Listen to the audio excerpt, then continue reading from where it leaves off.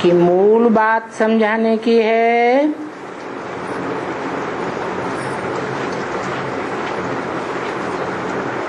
कि बाप कौन है, जिस बाप पर निश्चय करना है और बाप से वर्षा मिलता है।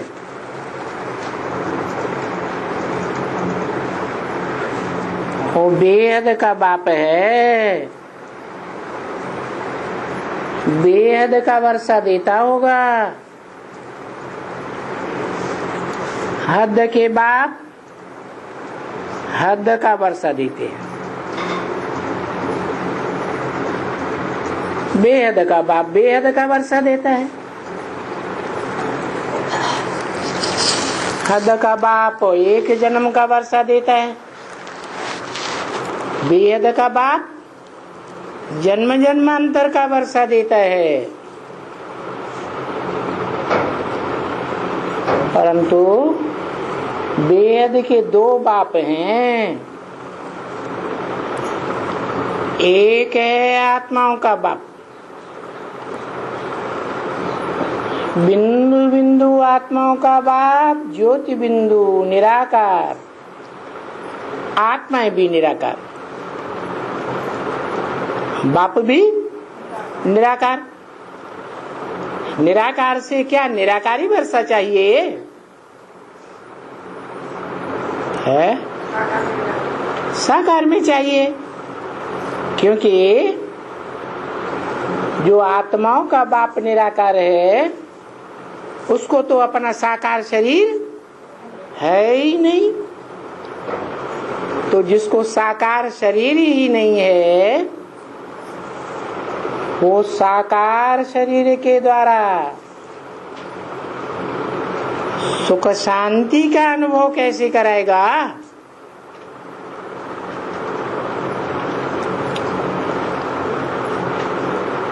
धनवान बाप होगा तो धन का वर्षा देगा, करोड़पति अरबपति बाप होगा तो करोड़ अरब का वर्षा देगा। आत्माओं का बाप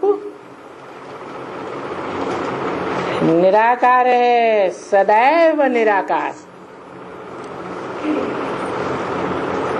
ऐसे नहीं अन्य आत्माओं की तरह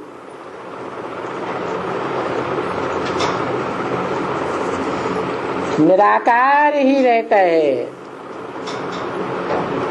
अन्य आत्माएं तो साकार भी बनती हैं क्योंकि साकार ही धारण करती है। साकार शरीर से, शरीर की कर्म इंद्रियों से सुख भोगती है।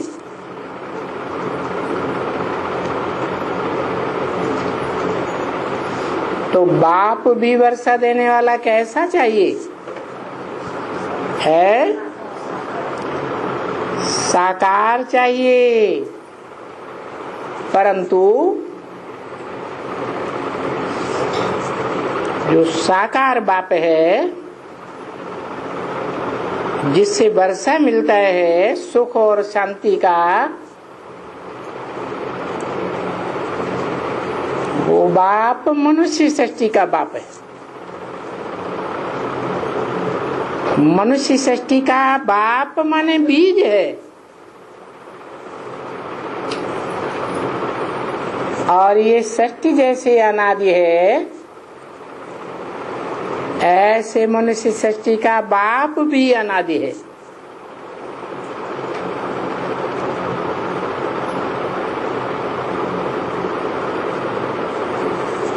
अनादि बाप उसका ना आदि है ना अंत है। उसके माँ बाप का भी कोई पता नहीं बता सकता। वो सारी मनुष्य सृष्टि का बाप है। इब्राहिम बुद्ध क्राइस्ट आदि का भी बाप है, परंतु उसका इस मनुष्य सृष्टि में कोई बाप नहीं।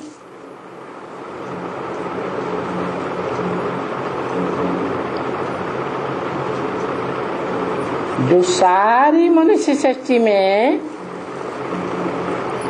बेहद का बाप है, क्योंकि क्राइस्ट आदि धर्म पिता है तो हद के बाप यही ठहरे। बल क्राइस्ट 200-250 करोड़ मनुष्यों का बाप है। 200-250 करोड़ क्रिश्चियंस उसे अपना बाप मानते हैं, परंतु फिर भी तो हद है ना। 500-700 करोड़ का बाप तो कोई भी धर्म पिता नहीं है। इसलिए वो बेहद का बाप बेहद का वर्षा देते हैं, लेकिन कब देते हैं? तब बेहद का वर्षा देते हैं जब 100% आत्मिक स्थिति में स्थित हो जाते हैं। ये आत्मिक स्थिति में स्थित होने की युक्ति कौन बताता है? आत्माओं का बाप बताता है। आत्माओं का बाप सदा निराकारी है, तो वर्षा भी कौन सा देगा? निराकारी वर्षा देता है। क्या है निराकारी वर्षा?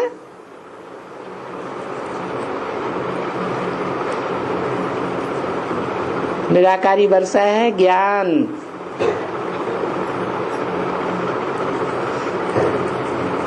वो त्रिकालदर्शी है, क्योंकि जन्म मरण के चक्र में आता ही नहीं है। देहधारी मनुष्य जन्म मरण के चक्र में आते हैं। वो कभी भी जन्म मरण के चक्र में ना आने के कारण तीनों कालों को जानता है, इसलिए ज्ञान का वर्षा देता है। उसके पास अखूट ज्ञान का भंडार है। कैसा अखूट? उस अखूट ज्ञान के भंडार में से सारा ही भंडार कोई निकाल ले तो भी खूटता नहीं। कौन है ऐसा? ऐसी कौन सी मनुष्य आत्मा है जो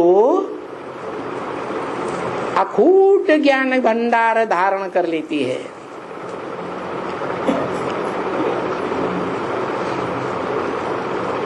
इसलिए त्रिनेत्री कहा जाता है।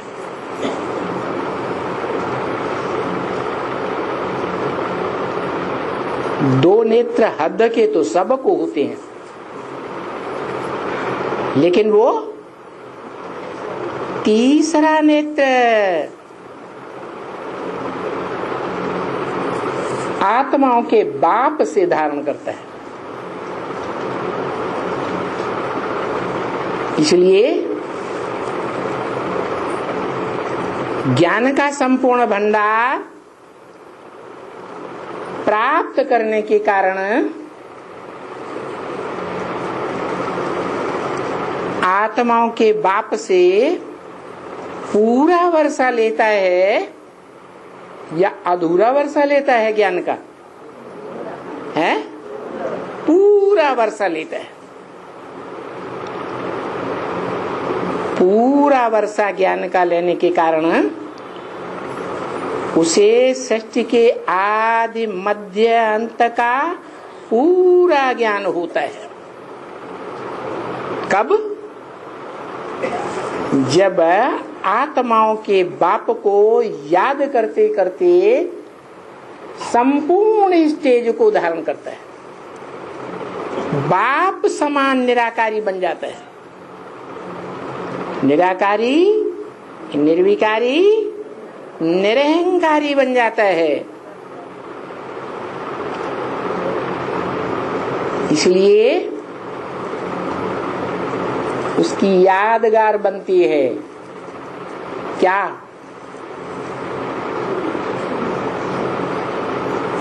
उसकी यादगार बनती है साकार में निराकार। त्रिमूर्ति के चित्र में वो चित्र भी दिया हुआ है जो साकार भी है और निराकार भी है। कौन है? शंकर। शंकर को तो हाथ पांव है, नाक आंख कान इंद्रियां सब हैं। और शंकर तो याद में बैठा हुआ है। जो याद में बैठा है वो पुरुषार्थी है या संपन्न है? हैं? पुरुषार्थी है। तो उसको पुरुषार्थ कराने वाला कौन है?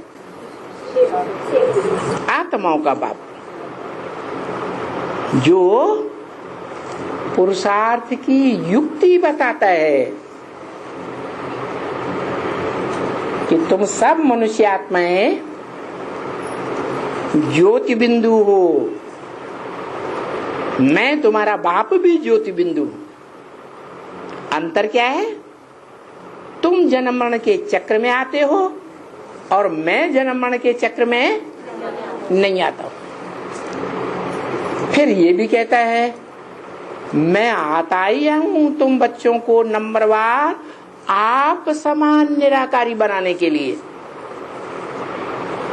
तो नंबरवार जब आता है आप समान निराकारी बनाने के लिए, तो कोई 100% निराकारी भी तो बनता होगा।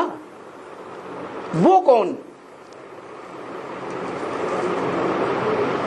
जो 100% निराकारी स्टेज धारण करता है वो ही मनुष्य सृष्टि का बाप साबित होता है।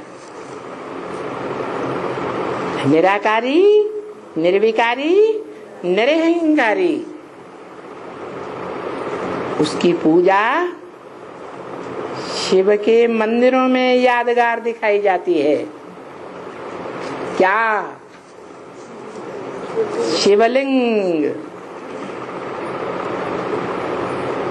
वो शिवलिंग लिंग है तो बड़ा रूप है, साकार है। और उसका ओरिजिनल यादगार द्वापर के आदि में सोमनाथ मंदिर में मिलता था।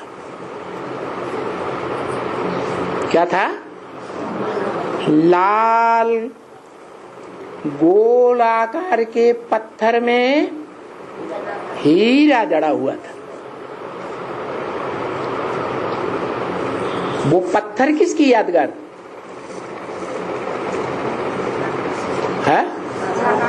साकार की यादगार। और उसके अंदर जो हीरा है वो किसकी यादगार? उस निराकार का नाम है शिव। शिव बाप तो कहते हैं न मैं पूज्य बनता हूं न पुजारी बनता हूं। कहते हैं या नहीं? क्या? मैं पूज्य भी नहीं बनता और मैं पुजारी भी नहीं बनता।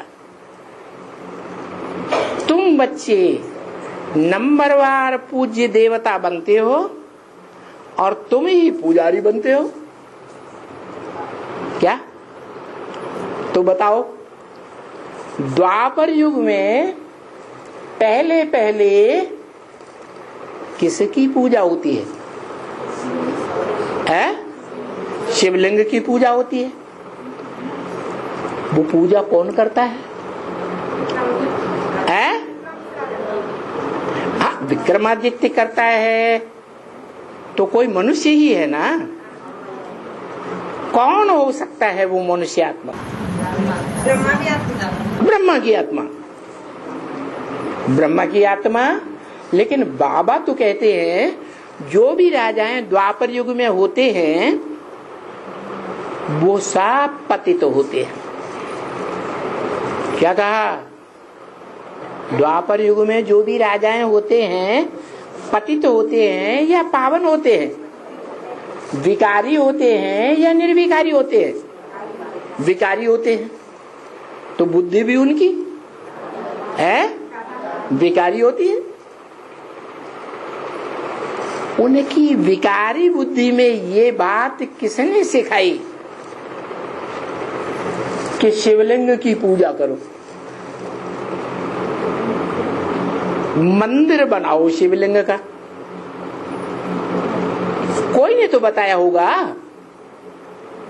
बताओ। है विक्रमादित्य के गुरु ने बताया। वो विक्रमादित्य का जो गुरु है वो पहला पुजारी हुआ या नहीं हुआ है? क्योंकि उसके दिमाग में पहले पहले आया। इस दुख की दुनिया में सुख पाने का तरीका है शिवलिंग की उपासना करना। तो वो पहला पुजारी हुआ।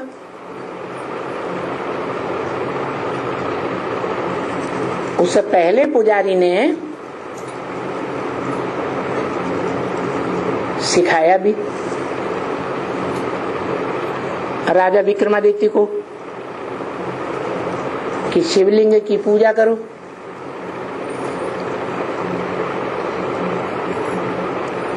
तो जो पहला पुजारी है जिसकी बुद्धि में पहले पहले आया शिवलिंग की बात, वो कभी पूज्य भी यहाँ होगा ना। कब है? कब पूज्य बना? संगम में पूज्य बना। पूज्य बना अपने पुरुषार्थ से बना या आत्माओं के बाप शिव ने बनाया है? पुरुषार्थ से बना। अगर कहें शिव ने बनाया तो शिव सबको बनाएगा या एक बच्चे को बनाएगा? सबको बनाएगा। लेकिन ऐसा नहीं है। शिव तो रास्ता बताते हैं, युक्ति बताते हैं। क्या? राजयोग की युक्ति बताते हैं। क्या बताते हैं? अपन को आत्मा समझ, ज्योति बिंदु आत्मा समझ, ज्योति बिंदु आत्मा के बाप परम पिता परमात्मा को याद करो। किसको याद करो? परम पिता जिसका कोई पिता नहीं, उस पिता को याद करो। अब बताओ, जो परम पिता है उसका कोई पिता नहीं, आत्माओं का बाप, सभी मनुष्य आत्माओं का बाप, उसका कोई पिता नहीं।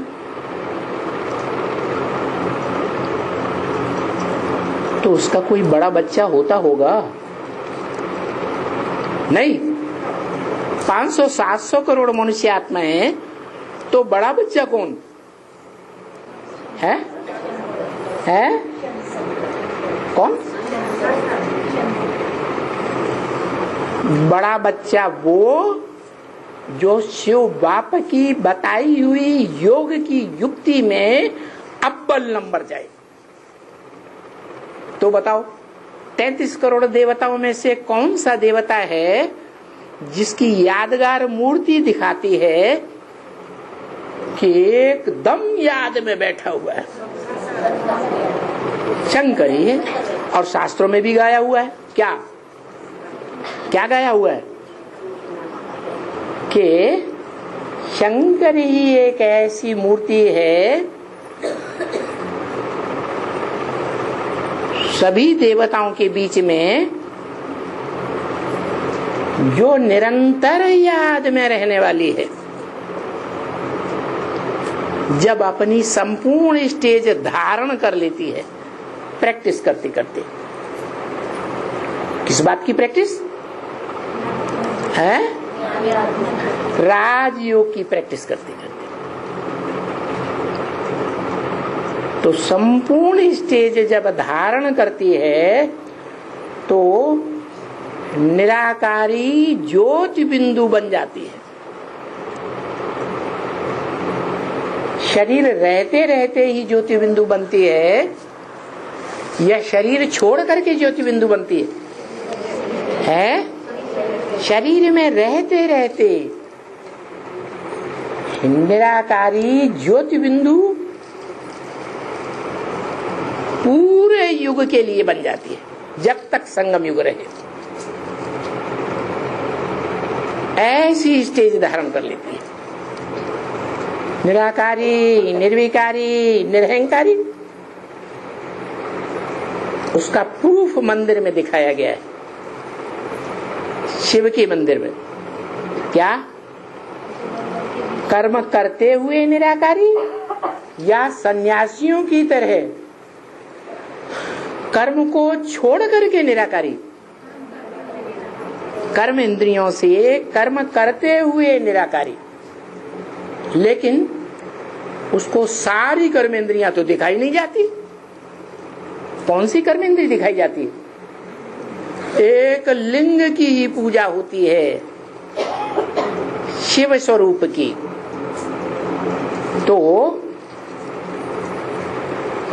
वो कामेंद्रिय कही जाती है, जिसका गायन है काम जीते जगत जीत। ऐसे नहीं कहा आंख जीते जगत जीत, नाक जीते जगत जीत, हाथ जीते जगत जीत।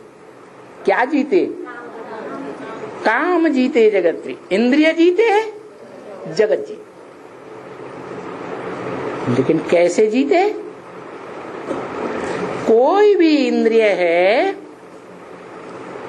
उस इंद्रिय से कर्म करते हुए अगर मन दूसरी जगह लगा हुआ है,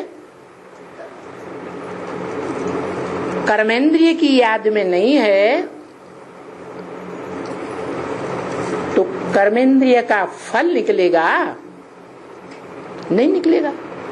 जैसे बाबा मिसाल देते हैं, महबूब अपने रास्ते पर जा रहा था कारखाने में, अपनी महबूबा की याद में जा रहा था। कारखाने में जाने के बाद किसी ने पूछा, आपने रास्ते में किसको देखा? कहते मैंने किसी को नहीं देखा। अरे क्या अंधे होके आ रहे थे कि आंखें बंद थी? नहीं, आंखें तो खुली हुई थी, लेकिन मन जो है आंखों से किसी को नहीं देखा। तो मन प्रधान इंद्रिय है। क्या? 10 इंद्रियों से प्रबल इंद्रिय कौन सी है? मन। जब तक मन अपना कार्य न करे, तब तक कोई भी इंद्रिय संपन्न नहीं कार्य कर सकती। तो ऐसे ही काम इंद्रिय के बारे में, ये काम इंद्रिय बड़ी प्रबल है। गीता में भी कहा है, इंद्रियां बड़ी प्रबल हैं। इंद्रियों में भी मन बहुत प्रबल है। मन से भी बुद्धि बहुत प्रबल है। मनुष्य की बुद्धि मन के मुकाबले बहुत प्रबल है। और जो भी बुद्धिमान मनुष्य हैं, उनकी बुद्धियों से भी प्रबल वो परम पिता की बुद्धि है, जो कहता है ब्रह्मा के मुख में, गीता में भी लिखा है, मन मना भव। क्या कहता है? मन माने मेरे, मना माने मन में, भव माने समाजा। अब बताओ, जो निराकार शिव ब्रह्मा के मुख से कहता है मेरे मन में समा जा, तो निराकार शिव ज्योति बिंदु को मन है मन। उसको संकल्प विकल्प चलाने की जरूरत है। वो सोचता है या असोचता है? असोचता है। उसको सोच विचार करने की दरकार ही नहीं, वो तो त्रिकालदर्शी है।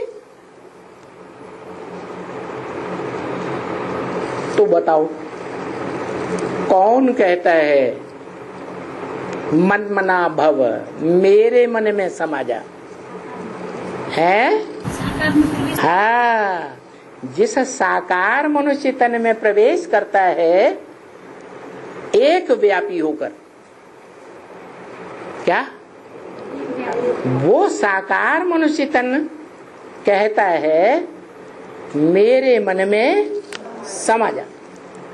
और उसका प्रूफ है झाड़ के चित्र में सबसे ऊपर कौन बैठा हुआ है? शंकर। सभी आत्माएं उसके स्वरूप में जाकर के समा रही हैं, क्योंकि जब टोटल विनाश इस सृष्टि का होगा, 500-700 करोड़ का भी विनाश होगा, उस समय सभी मनुष्य आत्माएं ये बात जान जाएंगी क्या कि किसको याद करना है। क्या? उसी को याद करना है जिससे हमें साकार स्वर्ग का साकार वर्षा मिलेगा। क्या? साकार स्वर्ग का साकार वर्षा मिलेगा। स्वर्ग साकार, स्वर्ग बनाने वाला भी साकार। वो कैसे बनाता है? स्व माने आत्मा, स्वर्ग ग माने गया, माने आत्मा कहाँ गई? स्व स्थिति में गई। देवताएं कैसी स्थिति में होते हैं? स्व स्थिति में होते हैं। तो जो अव्वल नंबर स्व स्थिति में जाता है वो ही सारी मनुष्य सृष्टि का बीज हुआ। हेवनली गॉड फादर क्रिश्चियंस कहते हैं। क्या कहते हैं? हेवनली गॉड फादर, माना हेवन रचने वाला फादर। जो भी बाप होता है धन कमाता है तो बच्चे को क्या देता है? धन का वर्षा देता है। महलमानियां अटारियां बनाएगा तो बच्चे को काहे का वर्षा देगा? महलमानियों अटारियों का वर्षा देगा। अब शिव करता है या करता है? शिव, जिसकी बिंदी का ही नाम शिव है, शरीर तो है ही नहीं, तो वो तो अकर्ता है। क्या? स्वर्ग बनाने का भी काम नहीं करता। करता है? नहीं। तो स्वर्ग बनाने का काम कौन करता है? स्वर्ग का रचयिता कौन है? रचयिता साकार होना चाहिए या निराकार? सृष्टि साकार है तो सृष्टि का रचयिता भी साकार होना चाहिए। परंतु वो ही हो सकता है सृष्टि का रचयिता जो सृष्टि के आदि मध्य अंत के ज्ञान को शिव से 100% धारण करे। तो वो मनुष्य सृष्टि का बाप है जिसको शिव के मंदिरों में शिवलिंग के रूप में दिखाया गया है। वो लिंग साकार भी है और उसमें निराकार ज्योति बिंदु भी है।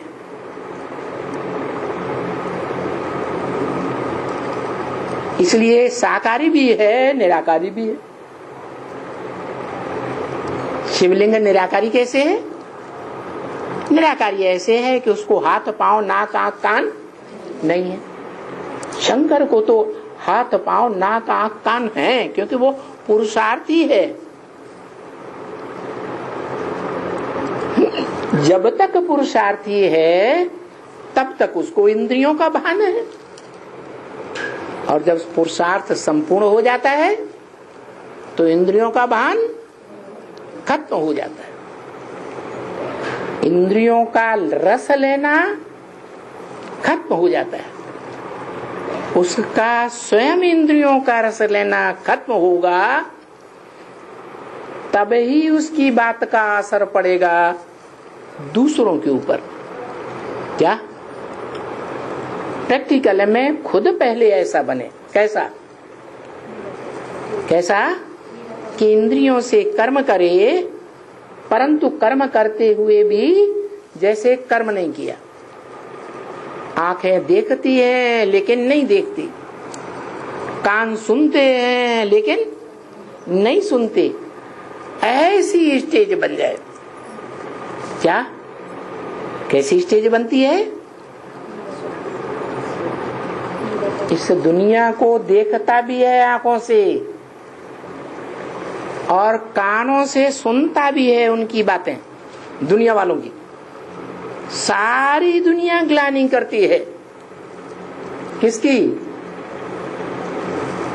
जिसमें पतित पावन बाप प्रवेश करता है।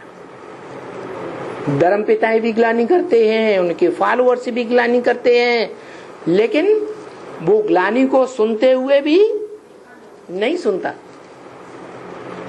तो जब ऐसी इंद्रियों की स्टेज बन जाती है तब वो पूज्य बनता है।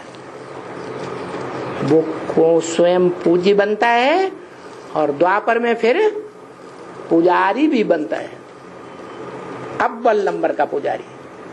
पहले उसकी बुद्धि में आता है किसकी पूजा करनी चाहिए, बाद में दूसरों की बुद्धि में आता है। तो वो स्वयं ही पूज्य, स्वयं ही पुजारी। अब बताओ, सोमनाथ मंदिर में जो हीरा जड़ा हुआ था वो कौन सी आत्मा की यादगार है? आत्माओं के बाप की यादगार। वो पत्थर बनता है, हीरा तो पत्थर होता है। साकार में निराकार है। अरे वो हीरा जो आत्मा है वो कौन सी आत्मा की यादगार है?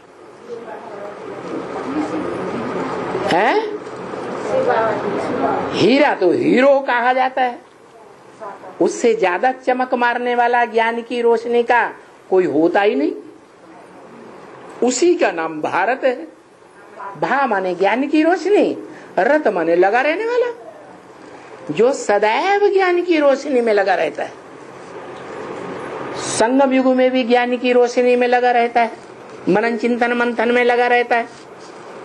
और देवता बनता है तो अन्य देवताओं की तरह मस्तक में ज्योति बिंदु की याद में रहता है। तो ज्योति बिंदु तो ज्ञान के विस्तार का सार है ना। तो वहां भी निराकारी स्टेज में ज्ञान की रोशनी में है। और द्वापर युग से जब द्वैतवादी धर्म पिताएं आते हैं और संग के रंग से देवताओं को देह अभिमानी बनाते हैं, उस समय भी वो आत्मा ज्ञान की रोशनी में ही रत रहती है, जिसका नाम पड़ता है वेद व्यास। क्या नाम पड़ता है? वेद व्यास। सबसे पहले पहले शास्त्र कौन से हैं? वेद। उन वेदों की किसने रचना की? व्यास ने रचना की। वेदों में भी श्रीमद् भगवत गीता सबसे पहला शास्त्र है। उसमें भी लिखा है व्यास प्रसादात। व्यास के प्रसाद से, व्यास की प्रसन्नता से ये गीता ज्ञान मिला। तो देखो, सृष्टि के आदि में भी वो ज्ञान के मनन चिंतन मंथन में संगम में रहता है। जब भगवान इस सृष्टि पर उतरता है, आत्माओं का बाप, और द्वापर युग में भी ज्ञान के मनन चिंतन मंथन में रत रहता है। फिर जो वेदों की व्याख्या निकली, आरण्यक जो जंगल में बैठ करके लिखे गए, आरण्य माने जंगल, और उन आरण्यकों की व्याख्या शतपथ ब्राह्मण आदि निकले, उनकी भी व्याख्या उपनिषद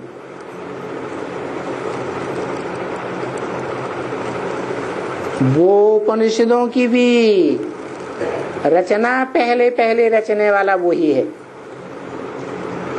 और फिर पुराण निकले। पुराणों में सबसे जास्ती कौन सा पुराण प्रसिद्ध है?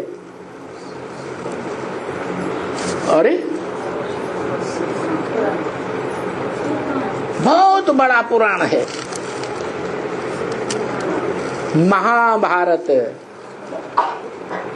उसके लिए भी शास्त्रों में लिखा है। किसने लिखा? व्यास ने लिखा। तो देखो, द्वापर के आदि में जो भी ऋषि मुनि हुए, उनमें सबसे बड़ा ब्रह्म ऋषि वो हुआ, ज्ञान की रोशनी में रत रहने वाला। चलो, ये तो मुख से ज्ञान सुनाने की बात हुई। शास्त्र तो बाद में कागज पर लिखे गए, भोजपत्र पर। लेकिन ज्ञान जो है वो प्रैक्टिकल कर्मेंद्रियों में भी समाया हुआ होना चाहिए। तो प्रैक्टिकल कर्म करने में भी वो आत्मा सबसे आगे जाती है। क्या? इतनी आगे जाती है कि विश्व में कोई भी विधर्मी आत्मा उसके ऊपर विजय प्राप्त नहीं कर सकती। क्या? ज्ञान को सत्य कहा जाता है। सत्य हारने वाला होता है या खत्म होने वाला होता है? सदैव रहता है, उसको कोई खत्म कर ही नहीं सकता। और झूठ के पांव नहीं होते, झूठ भाग खड़ा होता है। इसीलिए भारतवर्ष में इतने विदेशी आक्रांताएं आए जिन्होंने भारत में भयंकर लूटपाट की और खून खराबा किया, मार काट की। वो आक्रांताएं भी हार करके अपने अपने देश में वापस चले गए, हार गए। तो कोई हराने वाला था ना। जैसे अलेक्जेंडर के लिए बताते हैं, भारत में आया बड़ी सेना लेकर के, और फिर बाद में चंद्रगुप्त से मुकाबला हुआ और वापस जाना पड़ा, हार गया। ऐसे ही ये तो द्वापर की बात हुई। कलयुग में देखो, आज से 400-500 वर्ष पूर्व अकबर आया, सारे भारत के ऊपर राज्य किया, सभी राजाओं को जीता, लेकिन महाराणा प्रताप को जीत पाया है? थक गया या जीत गया? थक गया, जीत नहीं सका। ऐसे ही शिवाजी, मुसलमानों के इतने अत्याचार हो रहे थे भारत में, मुसलमानों ने लगभग सारे भारत के राजाओं को जीता, लेकिन शिवाजी छोटे राज्य का राजा, उसको नहीं जीत सका।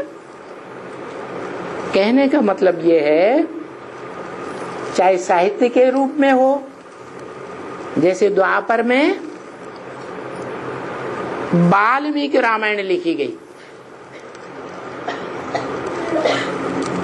और कलयुग में तुलसीकृत रामायण लिखी गई। बाबा ने मुरली में बोला, अपने अपने शास्त्रों में अपनी महिमा कर दी है। क्या जो भी शास्त्र बनाने वाले हुए, उन्होंने जो अपने शास्त्र लिखे उनमें किसकी महिमा की? अपनी महिमा की। माना वाल्मीकि ने जो वाल्मीकि रामायण में राम की महिमा लिखी है, वो कौन सी आत्मा थी? वाल्मीकि वाली आत्मा थी। ऐसे ही कलयुग में तुलसीदास ने राम की महिमा में रामायण लिखी, तो वो रामायण बनाने वाली आत्मा कौन सी आत्मा थी? तुलसीदास। तुलसीदास कौन सी आत्मा साबित हुई? राम की आत्मा साबित हुई।